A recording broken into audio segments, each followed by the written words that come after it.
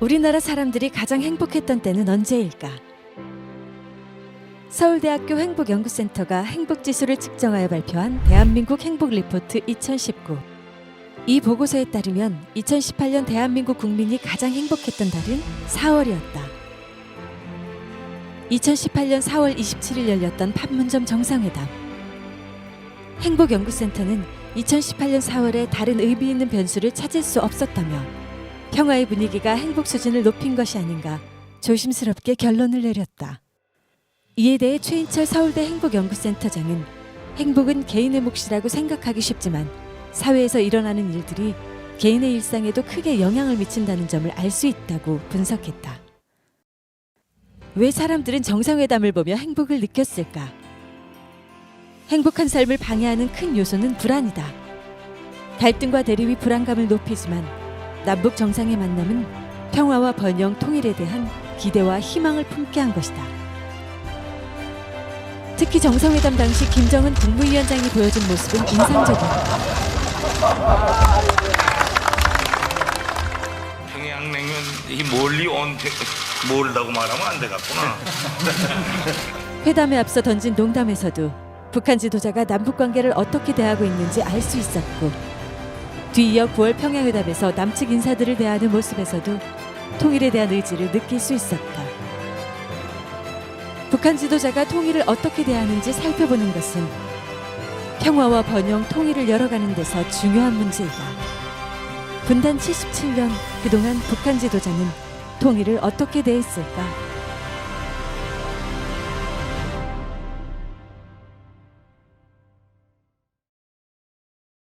북한은 통일 문제를 논의하기 위해 정부, 정당, 사회단체와의 협상을 여러 차례 제안했다. 김일성 주석은 1989년 1월 1일 신년사에서 노태우 대통령을 비롯하여 김대중, 김영삼, 김종필 등 세 야당 총재와 김수환, 추기경, 문익환 목사, 백규환 선생을 평양으로 초청했다. 김일성 주석은 한국의 지도급 인사들이 건설적인 통일 방안을 가지고 평양을 방문한다면 그들을 환영할 것이라고 밝혔다. 이후 김일성 주석은 다양한 인사들과 만남을 가지며 허심탄회한 이야기를 나누었다. 김일성 주석은 한국 인사들을 만날 때면 을의 접견실박 현관까지 마중 나와 악수로 맞아드리고, 면담이 끝난 뒤에는 다시 현관까지 배웅하는 따뜻하고도 정중한 태도를 보인 것으로 알려져 있다. 분단 50년을 넘기지 맙시다. 분단 50년을 넘기는 것은 민족적인 수치입니다. 좋습니다. 해봅시다. 잘하면 될지도 모르지요. 1989년 3월 27일 김일성 주석과 문익환 목사가 뜨겁게 껴안으며 마주했다. 북한 정상과 한국 민중 대표자의 만남이었다. 원래 회담은 커다란 회의 책상 양쪽에 멀찍이 떨어져 앉아 진행하는 형식이었는데, 김일성 주석은 멀어서 안 되겠으니 이리 가까이 오시라며 문익환 목사를 옆자리로 불렀다고 한다. 김일성 주석과 문익환 목사의 회담은 두 차례에 걸쳐 8시간 동안 진행되었다. 3월 27일 1차 회담은 금수산 의사당에서 열렸고, 4월 1일 2차 회담은 김일성 주석의 답방 형식으로 문익환 목사의 숙소에서 열렸다. 민과 관의 만남이었지만 김일성 주석은 문익환 목사를 정상급으로 대우하며 허심탄회하고 격이 없는 회담을 나누었다고 한다. 문익환 목사는 이 자리에서 북한에 대해 비판적인 발언을 하기도 했는데, 김일성 주석은 유연한 자세로 대화를 진행했으며 두 지도자의 대화는 4.2 공동성명으로 결실을 맺었다. 김일성 주석은 재미 언론인 문명자 씨와 단독 인터뷰를 하기도 했다. 문명자 씨는 1992년, 1994년 두 차례에 걸쳐 김일성 주석을 만났다. 문명자 씨는 김일성 주석에 대해 만나는 상대에게 상당히 친밀감을 주면서 자기가 하고 싶은 말이 충분히 전달되도록 노력한다고 평했다. 그리고 한국 내 사정을 깨알같이 잘 알고 있다는 느낌을 받았다고 한다. 월간말이 독점 게재한 문명자 씨 기사를 보면 김일성 주석을 만나 인터뷰할 때 통일이 되면 자본가들은 어떻게 할 것인가 등 민감한 질문을 많이 했는데, 김일성 주석이 하나하나 성의 있게 답변한 것을 확인할 수 있다.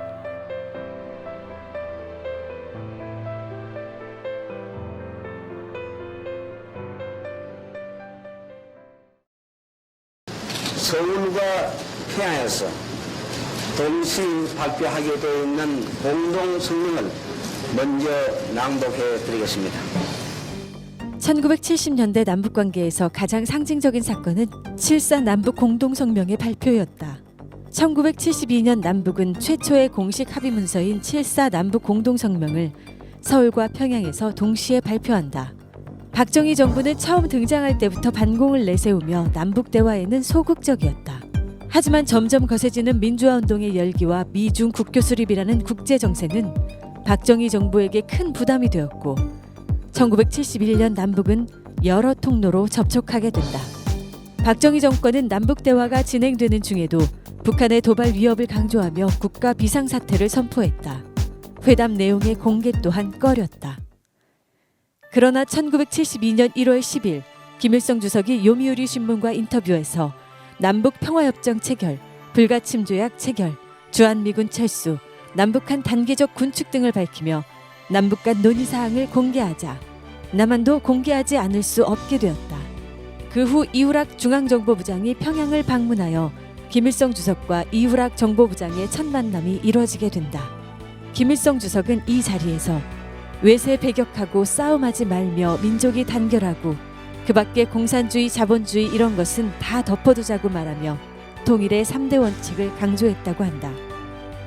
이때 이우락 부장을 수행했던 정홍진 당시 대한적십자사회담 운영부장은 면담에서 받았던 인상에 대해 기업으로 치자면 창업 사장격인 인물이다. 몇십 년이 넘게 북한의 정책을 결정 집행하며 온갖 우여곡절과 풍상을 겪었다. 그래서 그런지 모든 일을 잘 알고 자신 있게 말한다는 느낌을 받았다. 확신에 찬 어조로 대단히 쉬운 말을 쓰며 부드럽게 대화를 주도했다. 인민복 차림인데도 권위주의적이라고 느껴지지 않는 소탈하고 꾸밈없는 분위기를 풍겼다고 수뢰했다. 7.4 남북 공동성명은 분단 27년 만에 남북이 통일의 원칙을 합의한 역사적 합의다. 전쟁 이후 최초로 남북 사이에 대화 통로가 마련되었으며 남북 당국자들이 상호 방문을 통해 양측 최고 책임자를 만났다는 점에서도 큰 의의가 있다. 남북 간 당국자가 최초로 합의한 그런 문건이라고 하는데 의미가 있고 자주 평화통일 민족 대단결이라고 하는 우리가 통일을 지향함에 있어서 꼭 지켜야 될 그런 원칙이다 그렇게 생각을 하고 대한적십자사는 판문점과 인천 북평항을 통해서 북한 적십자회가 보내온 쌀과 옷감, 의약품, 시멘트 등 이른바 수제물자를 인수했습니다. 1980년대 남북 간 대화의 물꼬를 트는 계기는 대남 수제물자 지원이었다. 1984년 8월 수도권 일원에 폭우가 쏟아져 엄청난 인명 및 재산 피해가 발생했다. 이 같은 상황에서 북한 적십자회는 9월 8일 방송을 통해 한국에 쌀 5만 석, 옷감 50만 미터, 시멘트 10만 톤, 의약품 등을 지원하겠다고 공식적으로 제의하였다. 이에 9월 14일에 대한적십자사가 북한의 제의를 수용하겠다고 공식 회답하였다. 수제물자 지원 절차를 협의하기 위한 실무 접촉 과정에서 남북 직통전화가 중단 8년여 만에 재가동되고 남북 경제회담을 필두로 다양한 수준과 형식의 남북 대화가 해를 넘겨서까지 진행되었다. 다음 해인 1985년 밀사 자격으로 북한에 간 장세동 안기부장은 지난해 수해물자를 보내주셔서 감사합니다라는 인사말을 건넸다고 한다. 이에 김일성 주석은 수해물자는 우리가 준 것보다 받은 것이 더 용감했지요 라고 답했는데 이때 동행했던 한 관계자는 김일성 주석을 보며 선입견보다 훨씬 더 유연하고 능란하게 대처한다는 인상을 받았다라고 회고했다. 1990년대 냉전체제가 무너지면서 남북관계도 새로운 단계를 모색하게 된다. 분단 이후 최초의 남북 총리급 회담. 정원식 국무총리와 북한 연영묵 정무원 총리는 남북 기본합의서와 한반도 비핵화에 관한 공동선언을 채택한다. 남북 기본합의서는 1992년 2월 19일 평양에서 열린 제6차 남북 고위급 회담에서 남북 양측의 총리가 각각 내부적인 발효 절차를 거쳐 교환함으로써 발효되었다. 김일성 주석은 기본합의서 협의를 위해 평양을 방문한 정원식 국무총리를 만나 대결의 시대는 이제 끝나고 협력 합작 교류하는 불가침 시대가 시작됐다며 천도교나 예수교, 기독교, 유교, 마르크스주의에 상관없이 과거는 백지화하고 단결해야 한다고 강조했다. 상방 남북 정상회담을 1994년 7월 25일부터 7월 27일까지 평양에서 개최하기로 한다. 1994년 북미 사이에 핵 문제가 일단락되자 남북은 정상회담을 추진하게 된다. 남북은 1994년 7월 25일부터 7월 27일까지 남북 정상회담을 평양에서 개최하기로 합의했고 체류 일정은 필요에 따라 더 연장할 수 있다는 조항을 넣었다. 재미 언론인 문명자 씨는 김일성 주석이 정상회담 준비에 만전을 기했다고 전했다. 김일성 주석은 7월 한여름 더위에도 평안북도로 이동해 대통령이 들르게 될 묘향산 특각을 직접 둘러보며 김영삼 대통령이 묵게 될 침실과 욕실, 심지어 냉장고에 광천수를 충분히 넣어두었는가도 확인했다고 한다. 하지만 안타깝게도 이 정상회담은 김일성 주석의 갑작스러운 서거로 성사되지 못하였다. 김일성 주석의 서거 후 김정일 국방위원장은 김일성 주석의 유운을 관철하는 것을 자신의 사명이라고 강조했다. 김정일 국방위원장은 1997년 8월 노작을 통해 조국 통일을 위한 투쟁에서 정세의 변화에 따라 구체적인 방법은 달라질 수 있어도 조국 통일의 근본 원칙과 입장에서는 변화가 있을 수 없다고 밝히며 김일성 주석의 통일 정책 노선을 따를 것을 분명히 했다. 김정일 국방위원장은 문익환 목사의 부인 박용길 여사를 비롯하여 한국의 여러 인사들을 만났다. 그중 정주영 현대그룹 명예회장과는 1998년부터 2000년에 이르기까지 총 3차례에 걸쳐 만남을 이어갔다. 1998년 첫 번째 만남 당시 김정일 국방위원장은 정주영 회장의 숙소인 백화원 초대소를 직접 찾았다. 당시 김정일 국방위원장은 지방 현지 지도 중이어서 면담이 어려운 상황이었다고 한다. 하지만 김정일 국방위원장은 고령의 정주영 회장이 직접 찾아가서라도 만나겠다며 면담을 요청하자 밤늦게 정주영 회장의 숙소를 직접 방문했던 것이다. 현대가 밝힌 바에 따르면 김정일 국방위원장은 지방에서 올라오는 길인데 연로하신 정 명예회장께서 불편하실 것 같아 직접 찾아뵈었다며 이해를 갖주었다고 한다. 김정일 장군이 우리 숙소에 찾아왔습니다. 그래서 우리 숙소에서 만났습니다. 아주 예의를 갖춰서 깍듯이 잘해주시고 대단히 아주 고마웠습니다. 김정일 국방위원장이 고령의 정주영 명예회장을 배려한 일화는 또 있다.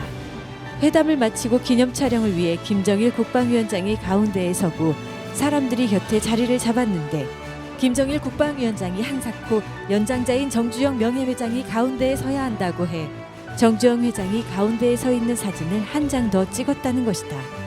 저희 어르신의 노인이 가운데 서야 된다서 본인이 굳이 명예회장 가운데 모시고 사진을 찍었습니다.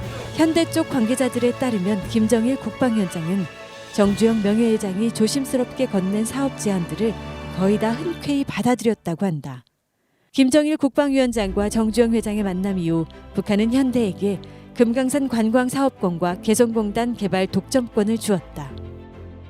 사실 남북합작공단의 위치는 개성이 아닌 해주였다. 왜 남북합작공단을 개성에 만들려고 합니까? 물건을 만들어서 남쪽에 팔아야 합니다. 개성에서 만들어 남쪽으로 실어가 수출해야 효율성이 높아집니다. 김정일 국방위원장은 정주영 회장의 요구를 받아들여 군부대를 옮기는 결단까지 하며 개성공단을 열어주었다고 한다. 이뿐만이 아니다. 개성공단에서 일하는 북한 노동자의 월급은 2004년 50달러로 출발했다. 한국이 제시한 200달러를 25% 수준으로 내린 것이었는데 이는 김정일 국방위원장이 지시한 것이었다. 이에 대해 김진양 전 개성공업지구 지원재단 이사장은 개성공단을 빨리 성공시켜 실질적 경제공동체로 나아가야 남과 북의 평화를 구조화할 수 있다고 본 것이라고 분석했다. 2000년 6월 13일 평양 순안공항에 김대중 대통령이 그 모습을 드러냈다. 역사적인 남북 정상회담이 시작되는 순간이었다. 김정일 국방위원장은 공항 활주로까지 마중 나와 김대중 대통령을 맞이했다. 초청국의 원수가 공항에서 직접 영접하지 않는다는 외교 관례로 보면 파격적이었다. 영접 행사가 끝나고 숙소로 가는 길에도 파격은 이어졌다. 김정일 국방위원장이 김대중 대통령을 오른쪽 뒷좌석으로 안내한 뒤 뒤로 돌아서 뒷좌석 왼쪽에 탄 것이다. 정식 회담에 앞서 57분 동안의 승용차 환담이 진행되었다. 차에 오른 김정일 국방위원장은 연도에 늘어선 수십만 평양 시민의 함성을 들으며 이렇게 이야기했다고 한다. 저 많은 사람들이 모두 자발적으로 대통령님을 환영하기 위해 나왔습니다. 여기 계시는 동안에는 아주 잘 모시겠습니다. 편안히 계십시오. 김대중 대통령을 잘 배려하겠다는 김정일 국방위원장의 발언은 백화원 접견실에서도 이어졌다. 우리가 어떤 마음으로 방북을 지지하고 환영하는지 똑똑히 보여드리겠습니다. 장관들도 김대중 대통령님과 동참해 힘든, 두려운, 무서운 길을 오셨습니다. 하지만 공산주의자도 도덕이 있고 우리는 같은 조선민족입니다.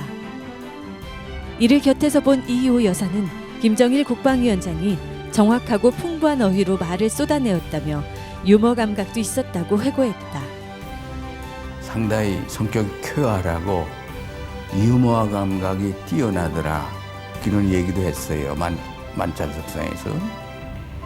그리고 그 많은 경험을 갖고 있는 지도자라 식견이 있고 두뇌가 명석하고 실용적인 사고를 갖고 있는 것으로 저는 보였습니다.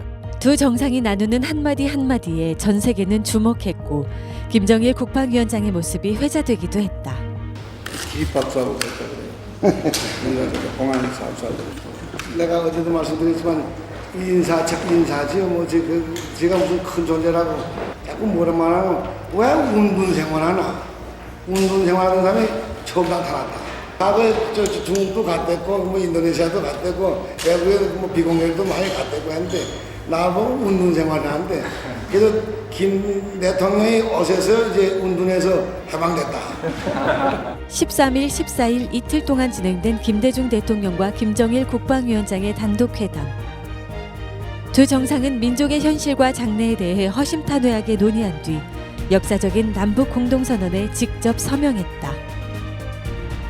분단 이후 남북 정상 간 첫 합의인 6.15 공동선언은 남북이 함께 평화 통일을 위해 노력하는 새 시대를 열었으며 이후 이산가족 상봉과 문화체육 교류 활성화에 큰 영향을 끼쳤다.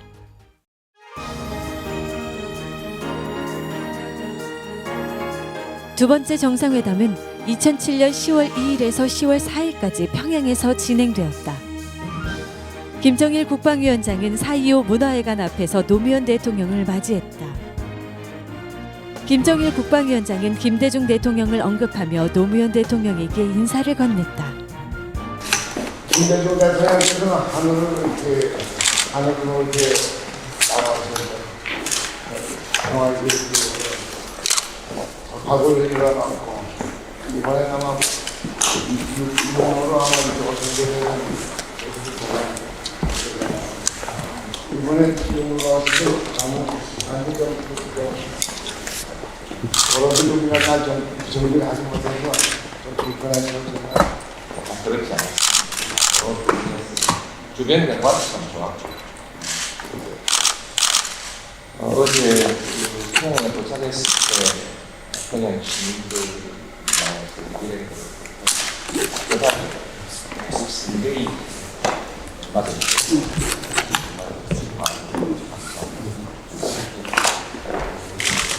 이런 것들 직접 나오고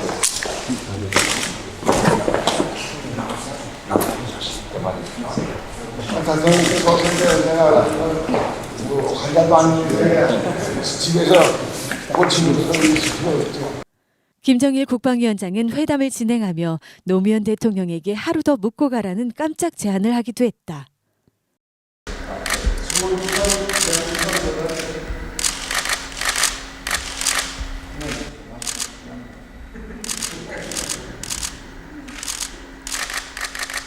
남북 정상은 6.15 공동선언 이후 발전된 남북관계를 바탕으로 교류 협력을 확대하고 평화를 정착시켜 나가는 데 필요한 조치들을 협의하고 공동선언을 발표했다. 남북관계 발전과 평화 번영을 위한 선언으로 이름 붙여진 14선언은 군사적 긴장 완화와 신뢰 구축 추진, 한반도 평화체제 구축, 남북 경협의 확대 발전, 사회 평화협력 특별지대 설치, 사회 문화 분야 교류 협력 발전, 인도적 협력 적극 추진 등에 관한 40여 개의 분야별 합의 사항을 담고 있다. 정상회담 이후 남북 간에는 14선언 이행을 위한 각종 회담이 진행되었다. 총리급 회담, 국방장관회담, 서해평화협력 특별추진위원회 등 각종 회담이 진행되었고 화물열차 운행, 지하자원 공동개발 등도 추진되었다. 이런 남북 정상회담의 결실은 2018년 판문점 선언, 9월 평양선언으로 이어졌다. 1948년 재정당 사회단체 연석회의부터 2007년 남북 정상회담까지 김일성 주석과 김정일 국방위원장은 한국의 제야인사, 정부 공식 대표단, 기업인, 대통령까지 다양한 사람들을 만났고 통일에 대한 의견을 밝혔다. 김일성 주석과 김정일 국방위원장의 통일 정책을 계승한 북한이 앞으로 어떤 행보를 이어나갈지 주목해보자.